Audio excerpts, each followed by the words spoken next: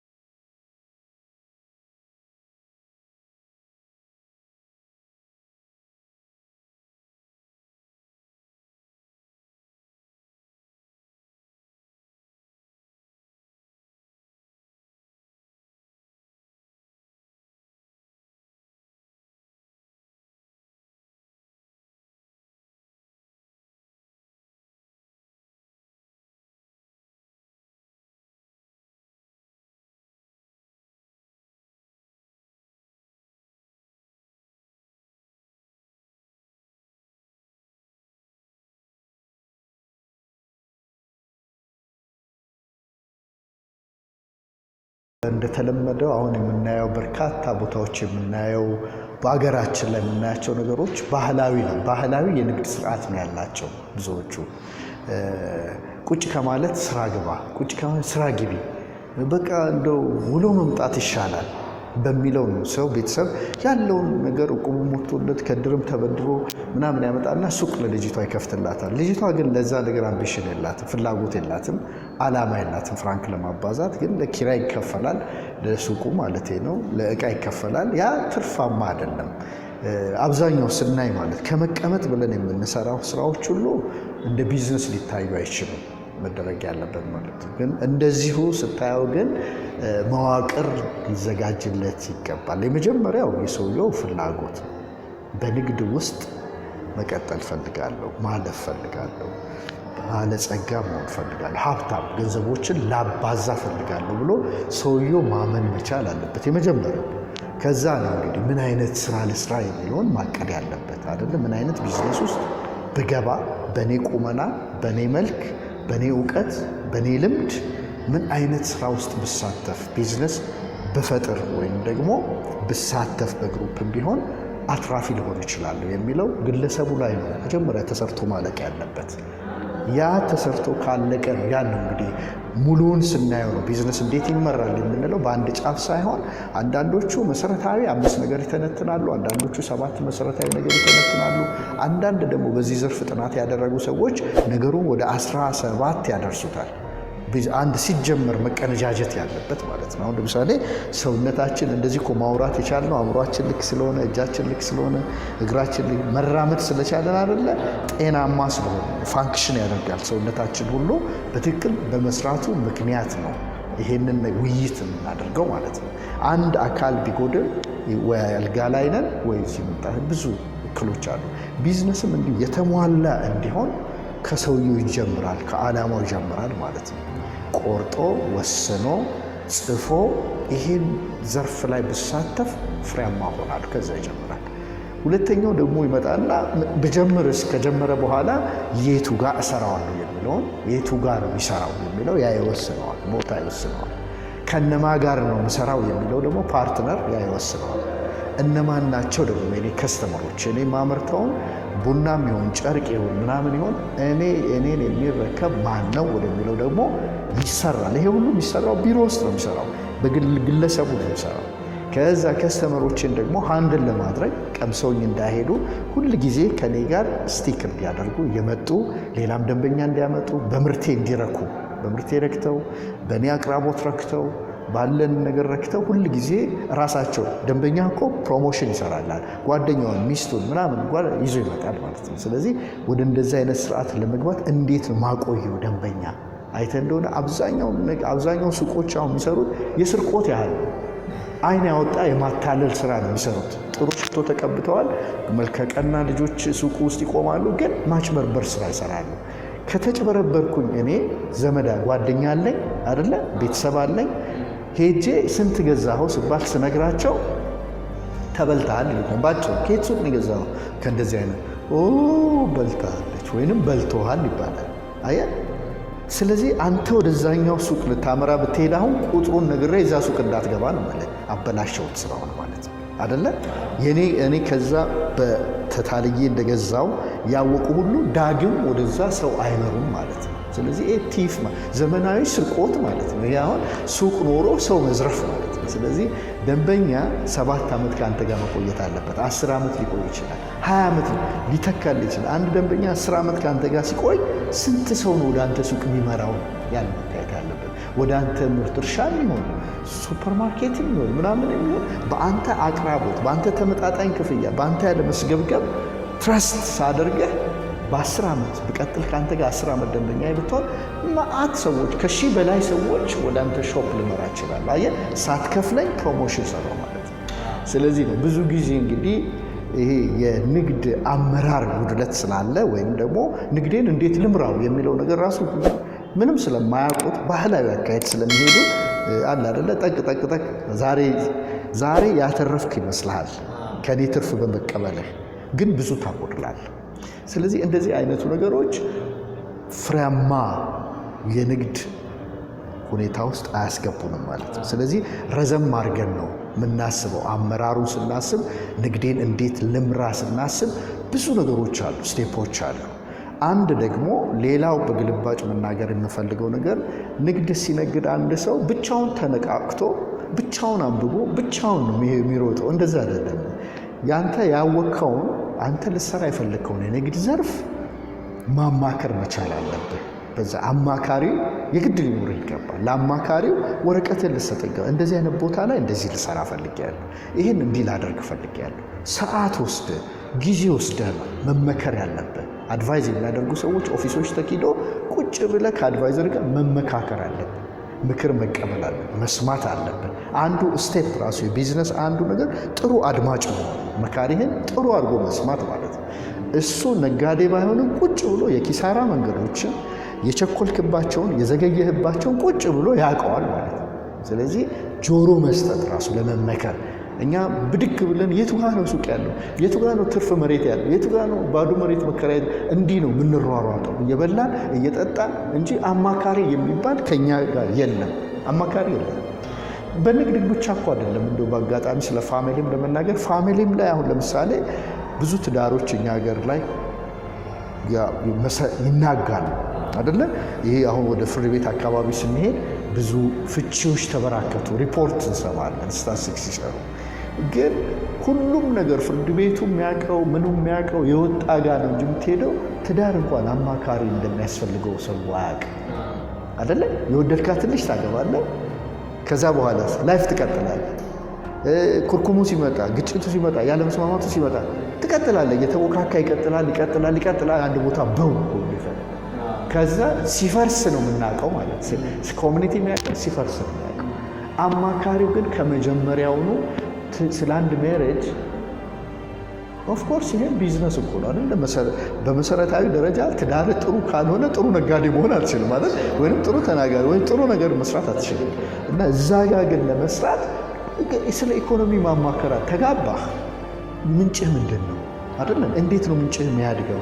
እንዴት ነው ኑሮህ እያማረ መሄድ ያለበት? ሁል ጊዜ የማይቀየር አልጋ ራሱን የቻለ ካንሰር ያስይዛል። ሁሌ እዛችሁ አልጋዋ ያችሁናል፣ አንሶላው ያችሁናል። ራሱ ፍቅር ብቻውን በቂ አይደለም። ሰዎች ፍቅር በቂ ነው ይላሉ። ይሄ ምን ጉድለት ነው ብዬ ነው የማምነው። ብዙ ትዳሮች የምናጉበት መሰረታዊ ነገር አማካሪ አያውቁም።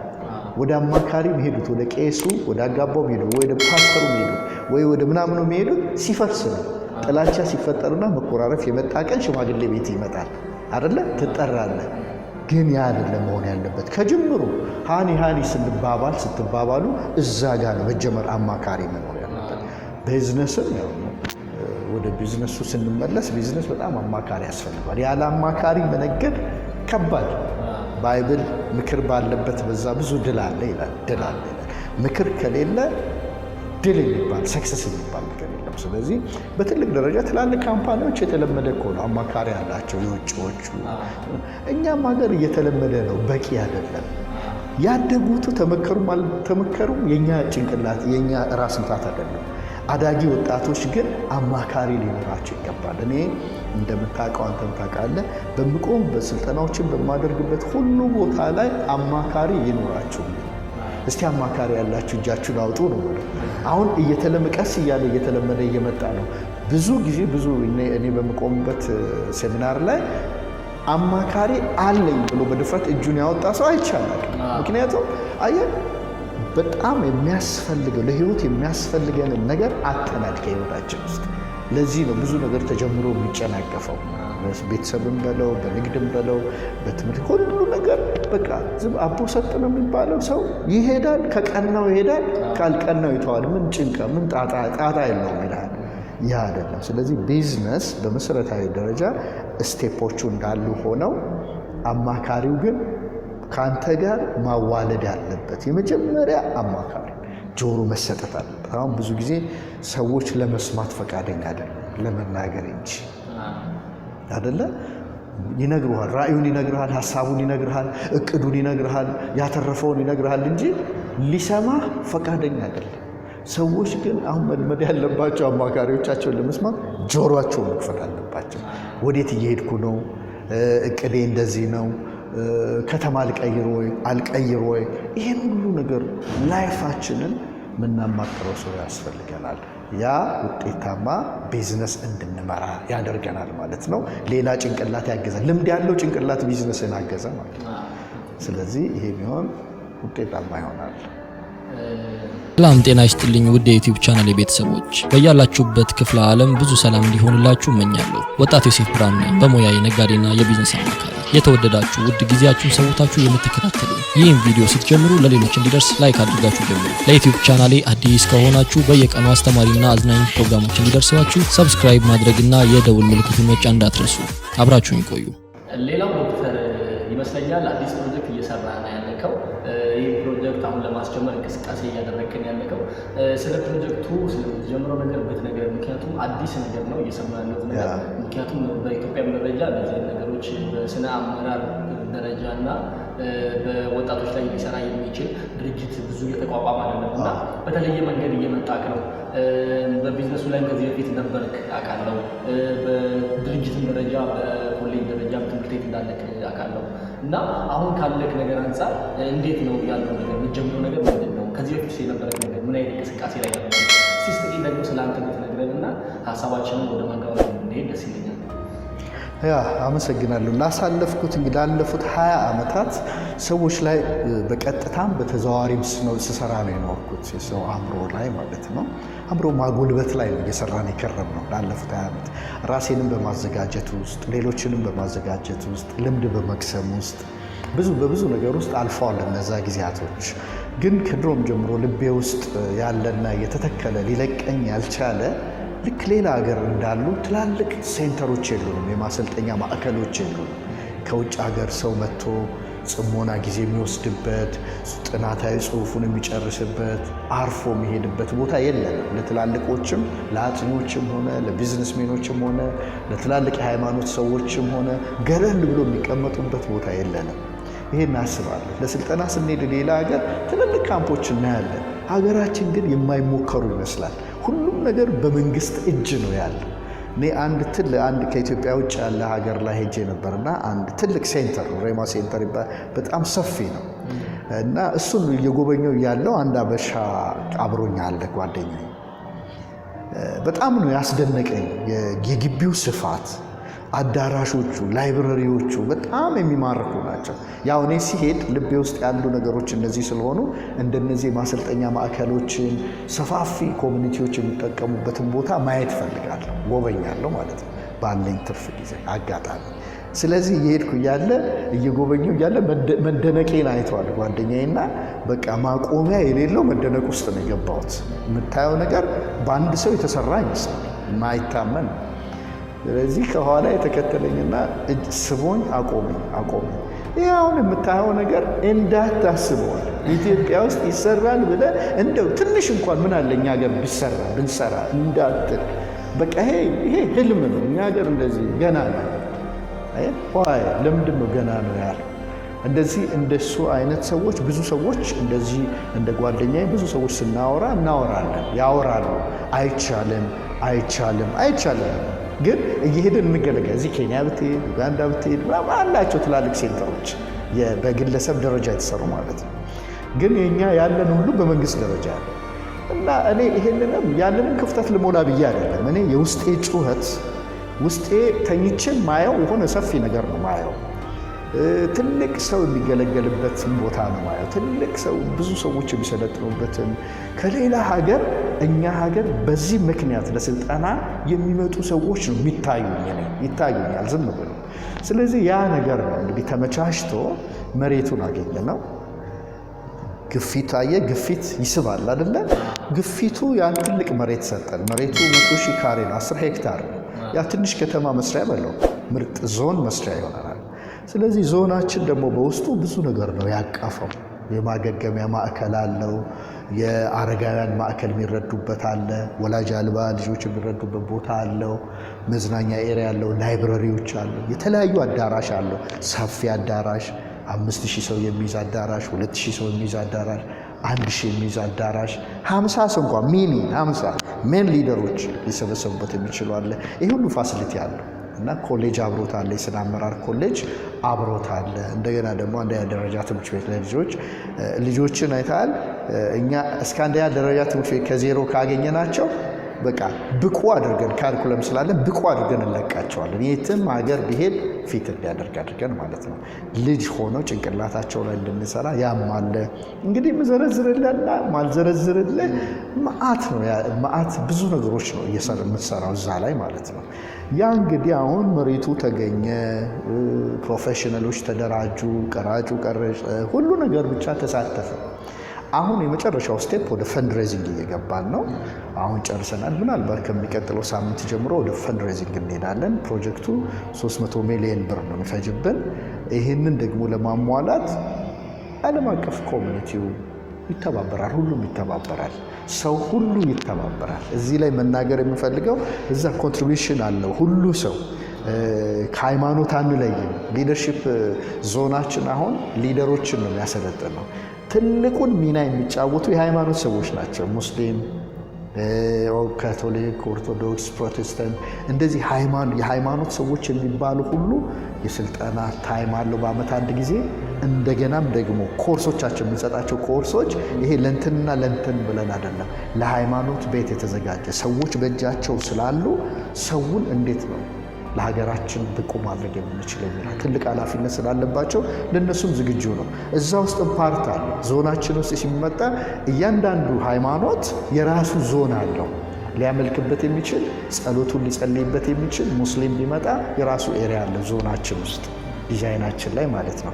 ኦርቶዶክሱ የራሱ ዞን አለ፣ ፕሮቴስታንቱ የራሱ ዞን አለ። ሁሉም ሃይማኖቶች ቢመጡ የራሳቸው ቦታ አለ። ጽሞናቸውን ሲያሳልፉና ጊዜያቸውን ለማሳለፍ ሲፈልጉ ማለት ነው። ስለዚህ ይህን ዘመቻ እንግዲህ ብዙ ጋዜጠኞች ይረዱናል፣ ብዙ ቴሌቪዥኖች ይረዱናል። የምንችለውን ያህል እየሰራን ነው። ከሚቀጥለው ግን ሳምንት ጀምሮ ላውንቺንግ ፕሮግራም ይኖረናል። እንጀምረዋለን ዘመቻውን ማለት ነው። በጣም ጥሩ ደስ የሚል ሀሳብ ነው ዶክተር። እንግዲህ በሁሉ ነገር አብረን እንደምንሰራ አምናለሁ። ፈንድሬዚንግ በደንብ ይሰራል። ይህንን ነገር አስጀምረን ደግሞ ወደ ግንባታ ገብቶ ለብዙ ሰዎች መለወጫ የሚሆን ብዙ ወጣቶች የሚገነቡበት ትልቅ ማዕከል እንደሚገነባ አልጠራጠርም። በስተመጨረሻ በዚህ ሀሳብ ላይ እንደመድንና ለሰውም ግንዛቤ መሰጠልን። ቢዝነስ ሲሰራ አብዛኞቹ አሁን ላይ ቢዝነስ ሲሰሩ ዛሬን ብቻ ነው አስበው የሚሰሩት። በቃ ከሆነ ሰው ዛሬ የሆነ ብር ካገኙ ነገን አያስቡትም እና ዛሬ አትርፌ ነገር በቃ ዛሬ ሊሆን ብቻ ነው ዛሬ አትርፌ ዛሬ ሊሆን በሚል ብቻ ነው የሚሰሩት እና ከዚህ አንጻር ቢዝነስ የሚለውን ነገር ስናነሳ ዛሬና ነገ ሲታሰብ አንድ ቢዝነስ ነው ዛሬ ብቻ ነው አስቦ መስራት ያለበት ወይስ ነገንስ ማሰብ አለበት? የትኛው ነው ትክክለኛ ቢዝነስ ነው? ነገን የሚያስብ ነው ወይስ ዛሬ የሚያስብ ነው? በዚህ ላይ ዲፊኒሽን ይሰጣል። ሁሉም ነገር ቢዝነስ ቀጣይነት ከሌለው ቢዝነስ አይደለም። ዛሬ ስንሰራ አንዳንድ የንግድ ጸባዮች 5 ዓመት ሙሉ ኢንቨስት የምታደርግበት ዘርፍ አለ፣ ትርፍ የማትጠብቅበት። አየህ 5 ዓመት ከህይወት ከወሰደ ዝም ብሎ ብቻ እየወሰደ መሬት ሊሆን ይችላል፣ ፋብሪካ ሊሆን ይችላል፣ የሆነ ነገር እየገነባ እየሰጠን ካለ ከ5 ዓመት በኋላ ነው ትርፍ የምንጠብቀው ማለት ነው አይደለ? ቀጣይነት ያለው ነው። በተፈጥሮም እናየው ይሄንን ነው። ከብት እርባታ እንጀምር ብንል፣ ወተት እንጀምር ብንል እንዴት ነው የምንጀምረው? ላሚቷን እንገዛለን፣ እናስጠቃታለን፣ እንትን ትላለች፣ ፕሮሰስ አለ አይደል? ቀጣይነትን ነው ኔቸር ራሱ የሚያሳየን ቀጣይነት ነው። የሚቋረጥ ነገር ሁሉ እውነተኛ ቢዝነስ አይደለም። የሚቋረጥ ስራ ሁሉ እውነተኛ ስራ አይደለም። የሚቋረጥ እያንዳንዱ ነገር በህይወታችን ትክክለኛነት ይጎድለዋል። አየህ፣ ሐቀኝነት ይጎድለዋል። አይቶ መነሳት ይጎድለዋል። ይህንን ነገር ከዚህ ጀምሬዋለሁ እዛ ጋር ጨርሰዋለሁ የሚል ነገር ይጎድለዋል ማለት ነው። በድንገት የተጀመሩ ነገሮች አይተህ በድንገት ይቆማሉ። ዛሬ ነካ ታቆመዋለህ። አስበህበት ቅድም ልናገር እንደሞከርኩት የጀመርነው ነገር ግን አታቆመውም። ለሚቀጥለው ትውልድ ይተላለፋል።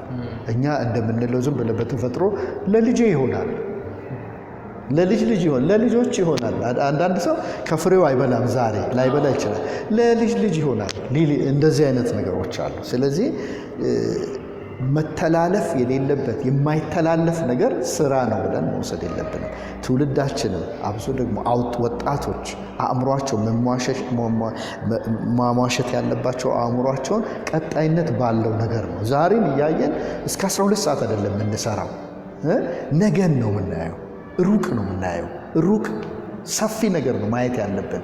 ጠባብ ነገር አይደል። አሁን አይተህ እንደሆነ ሁሉ ሰው ትንሽ ነገር ሁሉ እንትኑን ሰብስቦት የትውልዱ አእምሮ ራሱ ተሰብስቦ 75 ካሬ ላይ መጥቷል አሁን አንድ ሰፈር ስጎበኝ ይሄ እኮ 75 ካሬ ላይ ቆመ ነው። በቃ ዋናው መኖር ነው። ትንሽ እግሬ ይርገጥ እንጂ ጠበን መተናል አይደለም። በዚህ ምድር ላይ ዛሬ ሰፊ የአኗኗር ስርዓት መዘርጋት እንችላለን። ሰፊ እውቀት መቅሰም እንችላለን። ሰፊ ገንዘብ መሰብሰብ እንችላለን። እንደ ቢዝነስሜን ደግሞ አሁን እኔ ፍራንክ ሜክ አድርግ ብትለኝ ስለ ፍራንክ አስቤ አላውቅም። ማይንዴ ራሱ ስለ ፍራንክ አያስብም። እኔ አእምሮዎች ላይ መስራት ነው ከድሮ ጀምሮ ደስ የሚለኝ ማለት ነው። ፎርማል በሆነ መንገድ ስራዬን ከመጀመሪያ በፊት ጎረምሳም ሆኜ ቁጭ ብዬ ለሰው መሻሻል ነው ማወራው፣ እንደው ምንም ፕሪንሲፕል ሳላቅ ማለት ነው። ይሄ ኔቸሬ ውስጥ ሌሎቹን ማገዝ፣ ሌሎቹን መርዳት የሚል ያለ ስለ ፍራንክ ማባዛት። እኔ ንግድ ያለበት ከተማ ከልጅነት ጀምሮ ለንግድ የምትሰጥበት ከተማ ውስጥ ነው ያደግኩት። ግን ያ አይስበኝም፣ ያ ስዋ አልያዘኝም። እኔ አእምሮዎች ይታዩኛል። አእምሮ ማጽዳት፣ አእምሮ ማጠንከር፣ አእምሮ ላይ የሆነ ነገር ሎድ ማድረግ፣ የሆነ ሰው ራሱ ሲተኮስ ወደ ላይ ማየት ነው ደስ የሚለኝ። ግን ፍራንክ ላይ መስራት ያለባቸው ሰዎች፣ የሚፈልጉ ሰዎች ማድረግ ያለባቸው ሩቅ ነው ማሰብ ያለባቸው። እያንዳንዱ ቀን ለነገ ክፍያ ስለሆነ ማለት ነው ማቆም አለባቸው፣ መቀጠል አለባቸው። ረጅም ማየት አለባቸው። አጭር ማየት ባጭር ያስቀራል። የአጭሯን ትርፍ ብቻ መመልከት ነው። አንዳንድ ሰው አይተ እንደሆነ እኮ እቁብ ራሱ ይጥልና በሞራል ጀምሮ እስኪበላ ድረስ ነው ጎበዝ የሚሆነው። ከበላ በኋላ ዋሱ ተይዞ ምኑ ተይዞ በቃ ኮንሲደር አያደርግም። በቃ በላ በዚህ በኩል ሄዷል። መጨረሻ ያስፈልገዋል ሁሉ ነገር። ይሄ እቁብ ሲያልቅ እኮ ሌላ እቁብ አለ። ነጋዴ ከሆንክ እኮ ታማኝ መሆን አለብህ አይደል እንዴ? ሌላ የ1 ሚሊዮን ከሆነ ዛሬ ግማሽ ላይ ወስደህ የጠፋኸው አየህ፣ የሚቀጥለውን የ5 ሚሊዮኑን ሚስ አድርገሃል። እያደግክ ከጓደኞች ጋር በሄድክ ቁጥር የ10 ሚሊዮኑን የ100 ሚሊዮኑን ሚስ እያደረግን እንሄዳለን። ስለዚህ በፍጹም ሾርት ሳይት መሆን የለብን፣ አጭር መሆን የለበትም እይታችን። ኔቸራችን ራሱ እኮ ያስተምረናል። ተፈጥሮ አሁን እዚህ ቤት ብቻ ስታይ አሁን አትጨናነቅም? ይሄን ብቻ ቢሮ ሳይ እጨናነቃለሁ። ቢሮዬን ከፍቼ ስወጣ አይኔ ይጋልባል። ወደ ዛፉ ይሄዳል፣ ወደ ህንፃው ይሄዳል፣ ወደ ሰማይ ይሄዳል። አየህ፣ አይን ራሱ ነፃነት የሚያደርግ ቪዥን እኮ ነው። አይን ማለት የቪዥን እኮ ምሳሌ ነው፣ የእይታ ምሳሌ ነው አይደል? ሩቅ ሲያይ አይን ራሱ ይዝናናል፣ ሪላክስ ያደርጋል። መልእክቶች ወደ ሌሎች ህዋሶቻችን ያስገባል ማለት ነው አይደል? የምታየው ነገር ሲያምር ውስጥ መነቃቃት ይጀምራል። ሾርት ነገር ራሱ ተፈጥሯችን ራሱ እጥረት አይፈልግም። ተፈጥሯችን ራሱ 75 ካሬ አይፈልግም። ተፈጥሯችን ራሱ 4 በ4 ቤት ውስጥ መክረም አይፈልግም። ኔቸር ራሱ ልቀቀኝ፣ ልይ፣ ልራመድ፣ ወንዙን ላሳይ፣ ተራራውን አሳይ። እንደዚህ ነው። ገብቷል? ነፃነት የተፈጠረውም የሰው ልጅ በእንደዚህ አይነት ነፃነት ነው። ተፈጥሮ ኤደን ገነት ውስጥ የተቀመጠው። ኤደን ገነትን ስናስብ እኮ የፍሪደም ኤሪያ ነው፣ የነፃነት ኤሪያ ነው። ምን ውሃ እጥረት የለ፣ ምን እጥረት የሌለበት ማለት ነው። የሰው ልጅ በእግዚአብሔር ምሳሌ የተፈጠረበት ሊሚትለስ ቦርደርለስ ሆኖ እንዲኖር ያንን እናጣውና እኛ ለዛሬ ብቻ አየህ፣ ለዛሬ ብቻ እየተማርን ምን እያለን በቃ ኮሚኒቲው እያስተማረን አጥብበን ራሳችንን የዛሬ ሰዎች ሆነን አረፍን። ግን ነገ የሚባላል፣ ተነጎዳ የሚባላል። አሁን እናንተ 30 ዓመት የሚባላል አይደል? 35 አለ፣ 40 አለ፣ 45 አለ፣ 50 የሚባል አለ፣ 60 የሚባል 70 እንደዚህ ነው። አየህ፣ ሩቁን ዛሬ ላይ ግን ከሰራን 80 ዓመት 100 ዓመትስ ብናቀድ የዛሬ 100 ዓመት የኔ ካምፓኒ እንዴት ዓለምን ይቆጣጠራል? ልጆቼ እንዴት መነጅ ያደርጉታል? ሀገሬ እንዴት ይኮራበታል በእኔ ካምፓኒ? 100 ዓመት ድረስ አንተም ባትኖር ስራ መኖር እንዲኖር መፍቀድ አለብን። ይሄ ደግሞ ከርቀት ጋር ነው። የዛሬ ሰዎች መሆን የለብንም፣ የነገ ሰው መሆን አለብን። የተወደዳችሁ እንግዲህ ከዶክተር ስመጥር ታዬ ጋር የነበረን ቆይታ ይህን ይመስላል። እንግዲህ በነበረን ቆይታ ቢዝነስን በተመለከተ ጥሩ ማብራሪያ ሰጥቶናል። እንዲሁም ደግሞ ትርፋማ ቢዝነስ እንዴት መገንባት እንዳለብን አስተማሪ ነገሮችን ነግሮናል። ከዛም ባለፈ ደግሞ እሱ ባለው ስራ ያለውን ነገር ሲያወራን እንግዲህ አዲስ ፕሮጀክት ሊጀምር ነው። ይህንን ፕሮጀክት ሁላችንም በጋራ ሆነን አብረን እንድናስቀጥልና በጋራ አብረን እንድንሰራ ከወዲሁ እኔም እያሳሰብኩ ለዛሬ የነበረን ዝግጅት ይሄን ይመስላል። ቢዝነስ ሜኖች እንዲሁም ደግሞ ከቢዝነስ ጋር ተያይዞ የተለያዩ ስራዎችን እንቅስቃሴዎችን የምታደርጉ የትኛውም ሰዎች ለዚህ የዩቲዩብ ቻናል አዲስ ከሆናችሁ ሁላችሁ ላይክ፣ ሼር፣ ሰብስክራይብ ማድረጋችሁ ከወዲሁ እንዳትረሱ። በዚህ ፕሮግራም ላይ እንግዲህ ዛሬ ብቻ አይደለም ሌላም በልዩ ንግግር የተለያዩ ቪዲዮችን ይዤላችሁ ቀርባለሁ። አብራችሁ ስለቆያችሁና ከልብ ስላዳመጣችሁ በጣም አመሰግናለሁ። መልካም ቀን፣ መልካም ምሽት።